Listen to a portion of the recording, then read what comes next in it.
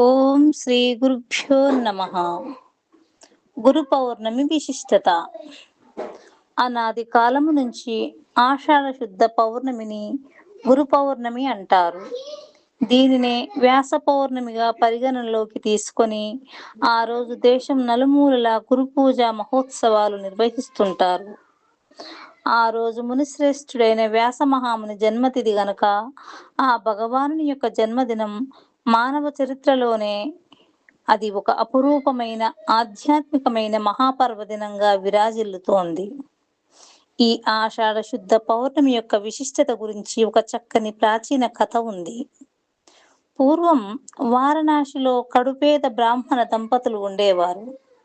ఆత్రేయస గోత్రము గల ఆ బ్రాహ్మణుని యొక్క పేరు వేదనిధి. ఆయన భార్య వేదవతి. వీరిద్దరు ఎల్లప్పుడూ చక్కని ఆధ్యాత్మిక చింతనతో భక్తి జ్ఞానము కలిగి జీవిస్తున్నారు. వీరు సంతానం కోసం ఎన్ని నోములు నోచినా, ఎన్ని వ్రతాలు చేసినా వారికి సంతానం ఏమాత్రమూ కలగలేదు. ఇలా ఉండగా ఒకనాడు వేదనిధికి ప్రతిరోజు మధ్యాహ్న సమయమందు వ్యాస భగవానులు రహస్యంగా గంగానదికి స్నానానికి వస్తుంటారని వార్త తెలుసుకొని ఎలా అయినా సరే వ్యాస మహర్షి దర్శనం పొందాలని ప్రతిరోజు 1000 కళ్ళతో వెతకనారంభిస్తాడు. ఒకరోజు నదీ తీరాన ఒక భిక్షువు రూపం ధరించి దండధరుడైన వ్యక్తిని దర్శిస్తాడు. వెనువెంటనే వేదనిధి ఆయన పాదాలను ఆశ్రయిస్తాడు. దానికి ఆ భిక్షువు చీదరించుకొని కసిరి కొడతాడు. అయినా సరే పట్టిన పాదాలను మాత్రం వదలకుండా, మహానుభావ, తమరు సాక్షాత్తు వ్యాస భగవానులని నేను గ్రహించాను, అందుచేతనే మిమ్మల్ని శరణు పొందగోరుచున్నాను అంటాడు.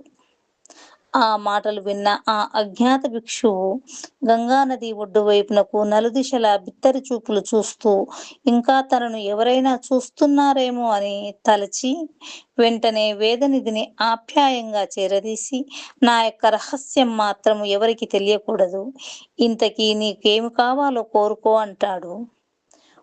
మహానుభావ, రేపు నా తండ్రి గారి పితృకార్యము, దానికి తమరు బ్రాహ్మణార్థమై భోజనానికి మా ఇంటికి తప్పక దయచేయవలసిందిగా నా కోరిక అని చెప్తాడు.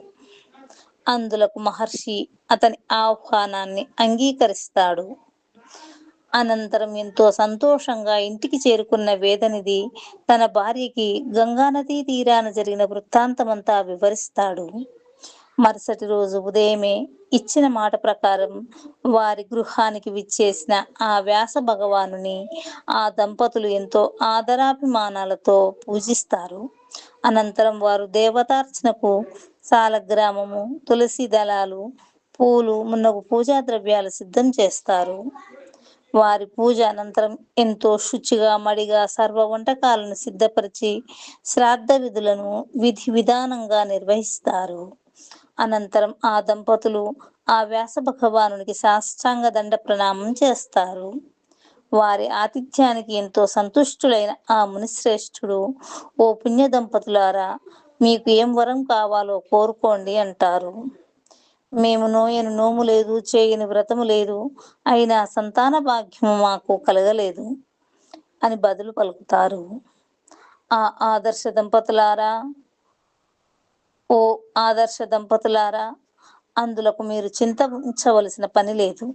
త్వరలోనే మీకు తేజోవంతులు, ఐశ్వర్యవంతులు అయిన 10 మంది పుత్ర సంతతి కలిగి మీరు చక్కని సుఖజీవన జీవితంలో ఎన్నో సుఖభోగాలను అనుభవిస్తూ అంత్యమున విష్ణు సాన్నిధ్యాన్ని పొందగలరు అని ఆశీర్వదించి తిరుగు ప్రయాణం అవుతున్న వ్యాస భగవానునితో, ప్రభు, తిరిగి తమ దర్శన భాగ్యము మాకు ఎలా కలుగుతుంది అని వేదనిధి ప్రశ్నిస్తాడు. దానికి వ్యాస మహర్షి బదులుగా, ఓ భూసురోత్తమ, నన్ను మరల దర్శించుచూ ఉండాలని మీరు ఎంతో కోరికతో ఉన్నారని నేను గ్రహించాను. అందులకు నన్ను మీరు ఎలా దర్శించగలరో చెప్తాను వినండి. ఎవరైనా ఎప్పుడైనా ఎక్కడైనా సరే మన వేదాంగముల యొక్క రహస్యాలను, ఇతిహాసముల యొక్క గూఢార్థాలు ఉపదేశిస్తూ ఉంటారో అతడే నా యొక్క నిజస్వరూపంగా తెలుసుకొని అట్టి పురాణ కథకుడైన వ్యక్తిని సాక్షాత్తు వ్యాసమూర్తిగా భావించి పూజింపవలెను. అట్టి పౌరాణికులందరిలోనూ నేను ఎల్లప్పుడూ ఉంటాను.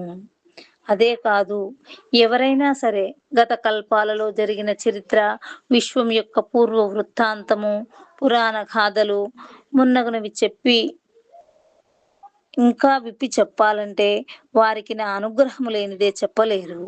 కావున అట్టి పౌరాణికునికి ఆషాఢ శుద్ధ పాడ్యమి నాడు వారికి గురు పూజ చేసి పూజించవలెనని చెప్పారు. నాటి నుండి నేటి వరకు అదే ఆచారం కొనసాగడం మనం చూస్తున్నాం. అది విన్న వేదనిధి మరోమారు వ్యాస భగవానుని, మహాత్మా, తమను ఏ రోజుల్లో ఏ విధంగా పూజించాలి సవిస్తరంగా చెప్పండి అని ప్రశ్నిస్తాడు. మమ జన్మదినే సమ్యక్ పూజనీయః ప్రయత్నతః ఆషాఢ శుక్ల పక్షే తు పూర్ణిమాయాం గురౌ తథా పూజనీయే విశేషణ వస్త్రాభరణ ధేనుభిః దక్షిణాభిః మత్స్యరూప ప్రపూజయేత్. ఏవం కృతే త్వయా విప్రః మత్స్యరూపస్య దర్శనం భవిష్యతి న సందేహో యైవోక్తం ద్విజోత్తమః.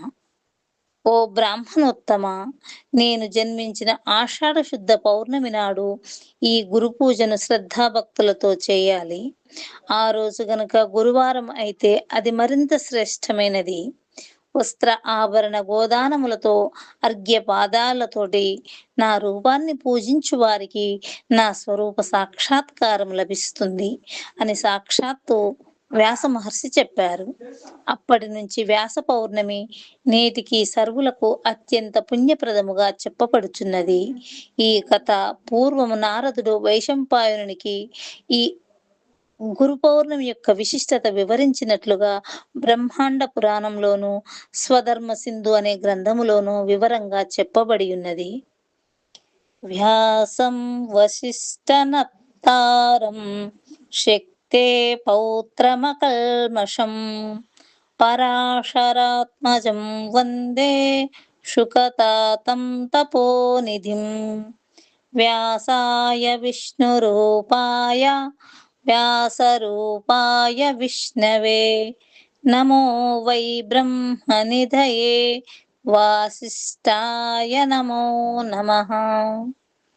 సర్వం శ్రీకృష్ణార్పణమస్తు.